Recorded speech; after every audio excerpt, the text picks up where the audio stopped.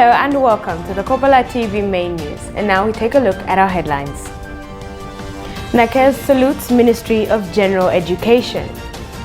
Kitwe's Buchi Library receives books worth 300,000 kwacha. Political parties urge MPs to respect the will of Zambians on Bill 10. In international news, coronavirus infection rate in the US hits record high in 6 states. Join us in a bit for the details.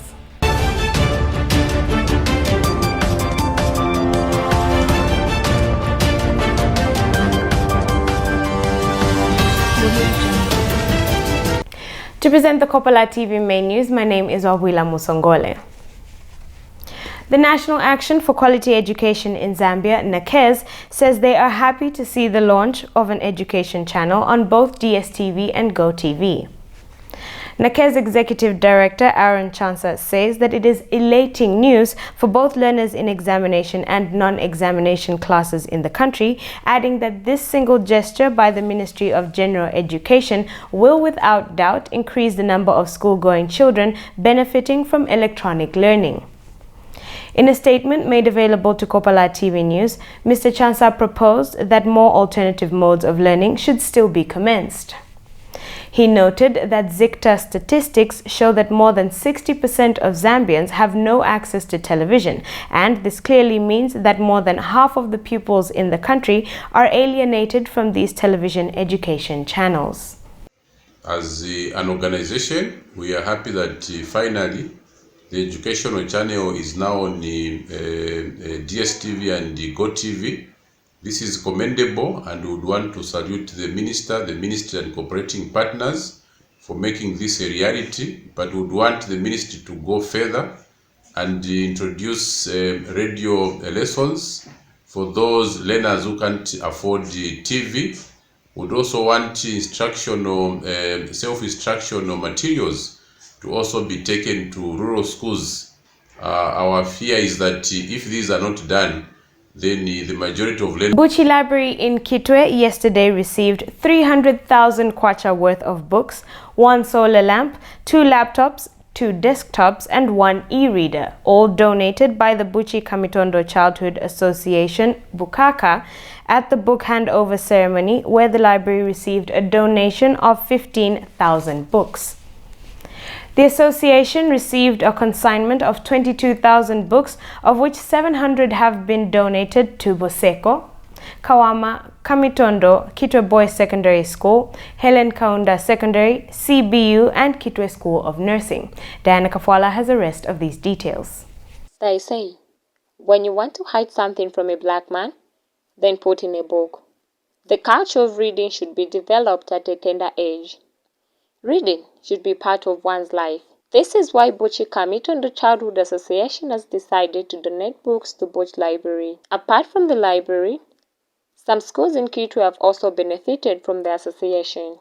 According to Bukaka Vice Chairperson, Dr. Dominic Muswala, the association is non-partisan, as membership is drawn from the entire local community of Buchi in Kamitondo townships. I'd like to mention that this is the first project of its kind in our country.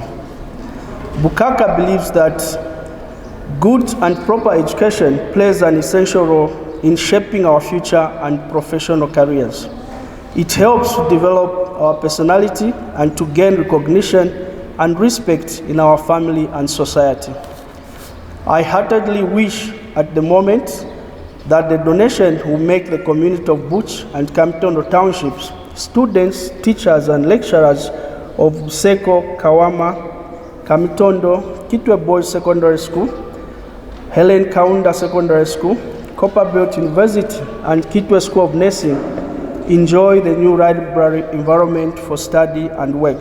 The Mayor of Kitwe, Christopher Kangombe, received the donation. On behalf of the community of Buchi and Kamitondo, on behalf of the local authority, on behalf of the residents of Kitwe, allow me to receive this donation for the benefit of the future generation. I thank you very much. This will uplift the status of the library. Dr. Muswala also explained what was put into consideration when giving books to some of the schools in Kitwe. What we looked at when giving these, we concentrated on schools that are within the community of Butch and Kamitondo. We didn't want this because the whole project was to empower the schools within these two communities. So we restricted ourselves to Butch Kamitondo. So the reason we didn't go to like Mukuba or Mindoro second because they are outside the boundaries of Butch Kamitondo. Bukaka also made an appeal through the Kitwe City Council that they ensure enhanced security at the library, as well as requested that the association be allowed the Butch Hotel for its activities of community service. Diana Kafwala, Kopala TV News. Emeralds and Semi-Precious Stones President Victor Kalesha has publicly condemned the cause by some of the Lamba Lima Royal Council for disputing the appointment of Mr. Patrick Zulu as the new District Commissioner for Masaiti, and for saying that they would have loved an indigenous person to be given the appointment. Mr. Kalesha described this as a misplaced statement and a misplaced call for We Are One Zambia, One Nation. Mr. Kalesha told Kopala TV that if an appointment comes from the head of state for any other person from other regions, it should be welcomed because it's the only way to curtail tribalism. Good morning, brothers and sisters. Good morning, fellow Zambians.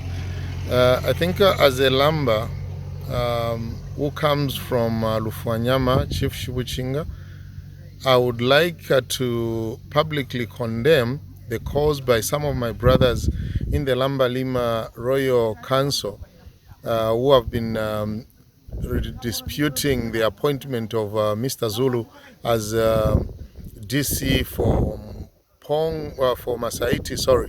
And it's been alluded that some Royal Highnesses also had also called that they would have loved an indigenous Lamba to be given the position of DC for Masaiti.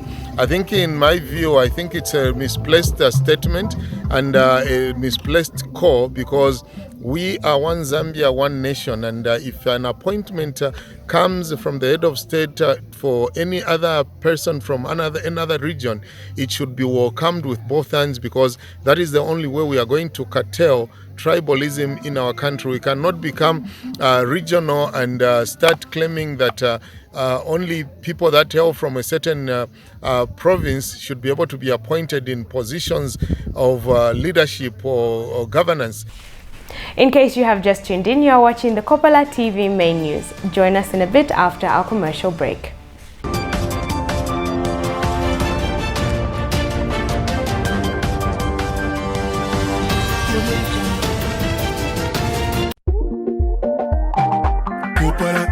Kopala TV, Kopala ya buena mumwesu Kopala. Kopala TV. My number ishusho limentindeya yama oji orushani Kopala TV yama oji imuntu wandi Yesu fwebene by fwebene fwebene naidede kalasti yako Kopala futi yaba Kopala manje kuikatashani yoina na ena ya kuntambo oro ni jiviji wala iwe ile sango top star decoder channel 98 paku ninshi yatubira puta mensa ninshi yalila ni evidimbwe kule izimoli la femunjazi so yuri ndati Kopala TV tayabanga ya boiling channel ako batu wachila tamba fe wino kwangwa filamba fyambo kupona uruwa mfotoro bantu ifuma chane wefingi fyamo pura fi alula iwe Kopala TV ni Kopala futhi ele kuchalo lo shali mokuba molasti elo ile sansa Kopala yonse my number ukwambila pepe my number pandula lwansha kito paketi ke mufudila mufuken chingola pa chingo begi na chidila bombe ni Kopala TV eliko muntu wanja pakushongora pfeka top star wetata ndetambera pofi Kopala TV pachane 98 apa kude konkana ne charo bamba to bamba ni pate after pate wo Party after party. Whoa. Ha ha. Kopala TV. OG. Yeah. Kopala TV. Available on Topstar Channel 98. Kopala TV. Entertainment just for you. Looking for an opportunity to grow your business? Well, Kopala TV has good news for all small-scale businesses. You can now advertise on Kopala TV's Makwebo. Bonseba na mayo na bashtata. Iseni mulangishe amakwebo yenu pamutengo uachepa nga 100 kwacha. Yes, you heard right. For as low as 100 kwacha, your business will get its peak. Whatever the business, we will advertise. All you need to do is send a text of what your business offers, indicating the name, location, and contact details to the number below. Payment for the advertising spot can be made through MTN mobile money on the number down below. Makwebo, make your business known. One Zambia, one nation. Zambia chalo chesu. Stop political violence. I am Zambian. I am against political violence. I am Zambian, and I say disarm all cadres now. It's not one Zambia if we kill each other. Stop the violence. It's not good killing one another as Zambians. Stop the violence. Let's keep the peace in our streets. Let's work to stay one Zambia. It's not one Zambia if we kill each other. Stop the violence. Ndimwina Zambia. Lekeni ukulwa pamulandu wa politics.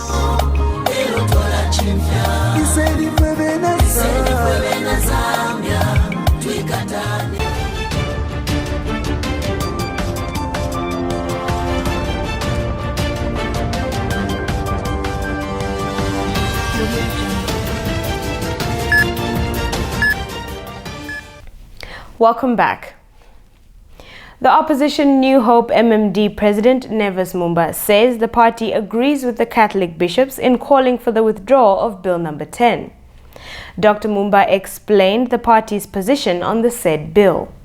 The New Hope MMD agrees with the Catholic leadership that the bill be withdrawn for the sake of peace and unity. It is important to note that a bad leadership can abuse a good constitution, and a good leadership, on the other hand, can justly run a government even with a bad constitution. Political parties across the country say the church does not need to consult any political party on their stance concerning the constitutional amendment Bill number 10, but instead the members of parliament should respect the will of the majority Zambians. The Catholic Church is a big church. They do not need to consult an individual like a mayor of Luanshya, not at all, because the mayor of Luanshya is not in the hierarchy of the Catholic Church. He could be a member, but there's a way they resolve the issues of the church and the issue of the nation. So we feel that expressing somebody's view is not an offense. Still in political news, the United Party for National Development, UPND, Luanshya District Chairman Onesimus Soko says in a democratic country, people are entitled to their own opinions, adding that the party will not change its stance on the withdrawal of Bill number 10. He added that the members of parliament across the political divide were elected to serve the people and not any other political party. The situation that is prevailing in this country, where people are arrested for expressing what their opinions are, cannot be described as being democratic. This is a dictatorship. And we know that people are entitled. This is a democracy, supposed to be a democracy. People are entitled to their own opinions. So I don't support Bill 10. I don't support the stealing that is going on in this government. I do not support the selective application of justice that's happening in this country. So if I say that I should be arrested, well, that's my position, and I will not change. Whether in front of the gallows or not, I do not support these criminal activities that are going on. This is what is taking the country down. Meanwhile, Golden Party of Zambia leader Jackson Silavwe says it is unfortunate that some governance stakeholders are only making arguments on the bill without reading it through. Mr. Silavwe noted that the bill also includes very progressive clauses as well as deteriorating clauses, adding that the party does not support the reintroduction of deputy ministers or the staying of ministers in office after Parliament is dissolved. He added that it is key to note that the bill will as well strengthen the House of Chiefs and how they would resolve conflicts. And we know that in that same document, there are extremely progressive clauses. There are also extremely retrogressive clauses. For example, as a party, we don't support the reintroduction of deputy ministers. We don't support removing oversight from Parliament in as far as debt contraction and treaty signing is concerned. We do not support the issue of making retirees to wait for them to get their wages. But on the flip side, there are also some issues that were a point of conflict in the post-2016 general elections that have been addressed. The duration in which the determination of the petition, the hearing and the determination of the petition is supposed to be done. So those are some of the things that are good in the. We don't also support the staying of ministers, for example, in office after Parliament has dissolved. But far and above, there are good things. For example, this bill has also strengthened the House of Chiefs, and House Chiefs resolve conflicts. Moving on, the Democratic Party has expressed their shock at the proposed upward adjustment of electoral nomination fees, adding that they would like to know what initiated the proposed increment. DP Deputy Director of Media Louis Simakando said the current economic state of the country, coupled with the proposed adjustment, will disadvantage many, including the youth and the poor. In a statement availed to Kopala TV, Mr. Simakando also addressed the reduced voter registration exercise period, saying that the Electoral Commission of Zambia ECZ's targeted 9 million voters will not be achieved in the announced 30 days.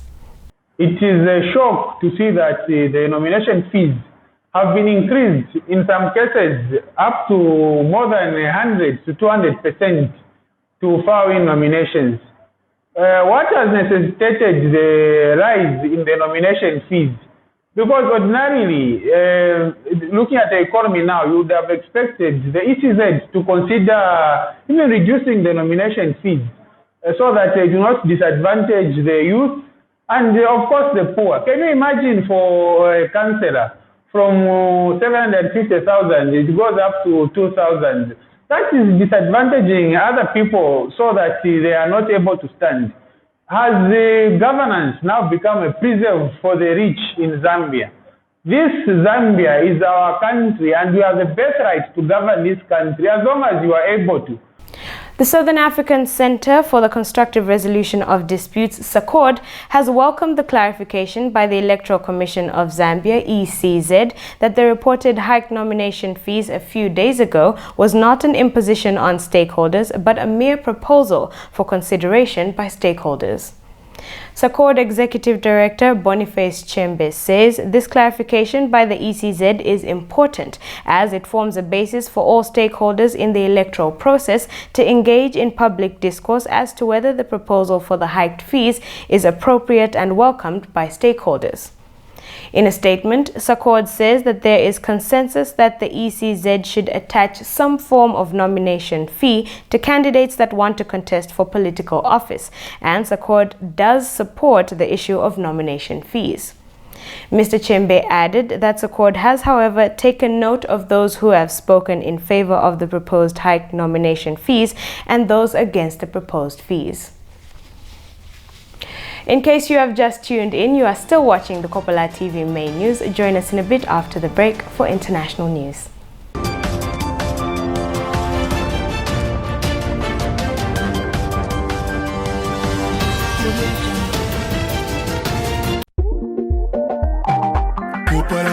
Kopala TV, Kopala, ya buena, buena, mumwesu, Kopala. Kopala TV.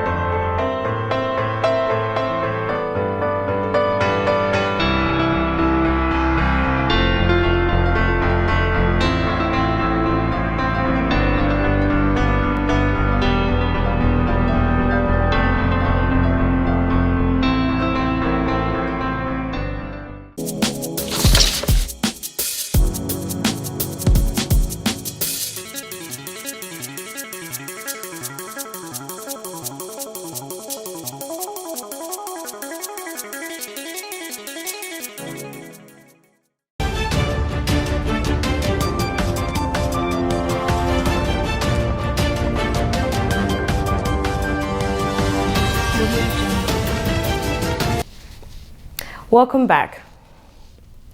In foreign news, several reminders that COVID-19 is very much still with us and perhaps wasn't contained in the first place. Starting with the US, record numbers in some states show how the infection has moved from Democratic strongholds and taken root in Republican voting states. We monitored the BBC for this report. In America, cases have now passed 2.1 million. Another 116,000 people have died. The virus shows no sign of slowing there. In the past 2 weeks, 19 US states have seen the number of new cases go up. These are just a few of them, and in many of these states, restrictions had eased. Well, let's take a look at Texas, Florida and Arizona, which all reported their biggest one-day increases. California came next with 2,108 cases recorded in just a single day. The US is the worst affected by COVID-19 in the world by far. And if you look at how it stacks up against some European countries, here you have the UK, Spain and Italy, which, as we know, were badly affected by coronavirus. However, nowhere has the level been matched to that of America. Once the epicenter of the national COVID epidemic, New York now has one of the country's lowest infection rates. The once eerily quiet streets are buzzing back with life, but it's nowhere near back to normal. Restrictions are just slowly easing. The mayor says even outdoor dining won't be allowed until July. But across the nation, coronavirus cases are on the rise, with hotspots in the south and the southwest. Just yesterday, infection rates hit record highs in 6 states, including Oklahoma, where President Trump plans to hold a rally on Saturday, his first in months. In Texas, restaurants were forced to close due to outbreaks after recently reopening at 75% capacity. In Oregon, 200 new cases were linked to a church. And while the Trump administration has tried to argue that the rise in infections is due to more testing and not reopening, hospitalization rates are also reaching record highs in some areas. Now, projections aren't too optimistic. Across the nation, cases could continue to rise in August and September, assuming schools reopen. Black people in France face more discrimination than any other minority, according to a report by the country's National Consultative Commission on Human Rights. The report also says police must be trained better to handle racist disputes. We monitored Al Jazeera for this story. Campaigners say that officers often act with impunity. The protests over George Floyd's death in the United States have reignited debate over police racism in France and inspired similar demonstrations calling for justice for Adama Traoré, a young man who died in police custody in 2016. This mural in central Paris pays tribute to both men. Tens of thousands of people have taken part in rallies for Traoré in the country. There was the death of George Floyd, a death that directly echoed the death of my little brother in France. And it must be said, what's happening in the United States, the exact same thing happens in France. Today, our brothers are dying. This activist says that until France faces its colonial legacy, racism will continue to thrive. Parce que c'est ça qu'il faut, c'est un changement radical, une rupture radicale. We need a radical change, a break with the past and our system, which was built on racist foundations, linked to colonisation and slavery. Some police officers protested in Paris last week to say that accusations of racism undermine their authority and ability to keep the peace. But others say it's time the force was reformed. For 20 years, the police have been increasingly militarized. There's a growing divide between the police and the community, so what we need is to get everyone around the table to talk, to find out what citizens want and need in their police force to feel safe. As in the US, generations of people in France have felt shut out of a system that's supposed to protect them. With more anti-racism protests planned, the hope is that change might come. Natasha Butler, Al Jazeera, Paris.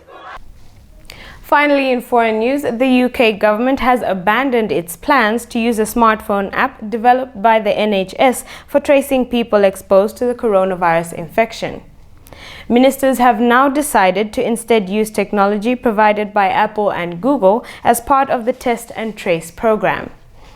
The aim had been to have an app fully working and in use by mid-May, but there's still no date for it to come into operation. Meanwhile, the lockdowns in Wales, Scotland and Northern Ireland are being eased. We monitored the BBC for this story. All eyes were on the Isle of Wight for the trial of a smartphone app It was set to go live across England in May to help trace people who'd been in contact with those who tested positive for coronavirus. There was even an official publicity video. The NHS COVID-19 app lets you know quickly if you've come into contact with someone who has symptoms. But technical issues were revealed in the trial. It proved not to be effective on all devices. A parallel trial with an app provided by Apple and Google was being carried out elsewhere. Now the NHS will work with the companies to develop a new design using data gathered from both projects. You had said that the smartphone app would play a central role in testing and tracing. It's now been delayed. When do you think the app will be involved in identifying and tracing contacts? We are working on it, is the answer. We're not going to put a date on it, I'm afraid, because I'm absolutely determined that whilst this technology can help, it's got to be working effectively. Very different from what was said to Isle of Wight residents last month. I have a simple message. Please download the app to protect the NHS and save lives.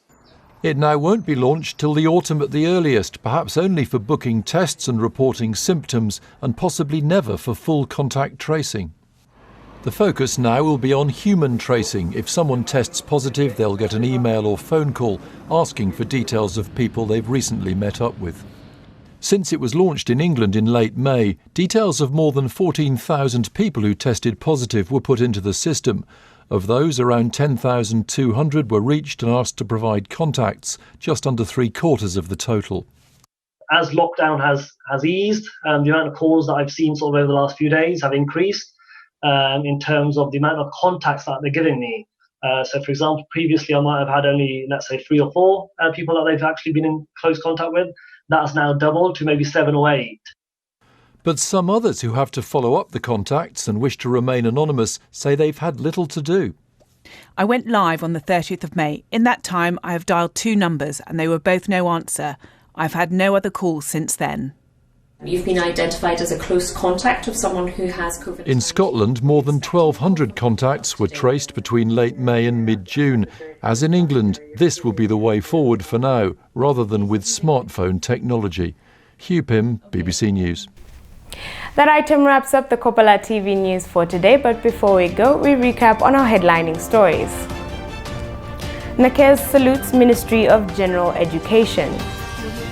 Kitwe's Buchi Library receives books worth 300,000 kwacha. Political parties urge MPs to respect the will of Zambians on Bill number 10. And in international news, coronavirus infection rate in the US hits record high in 6 states. Thank you for watching the Kopala TV main news. My name is Awila Musongole, and God bless.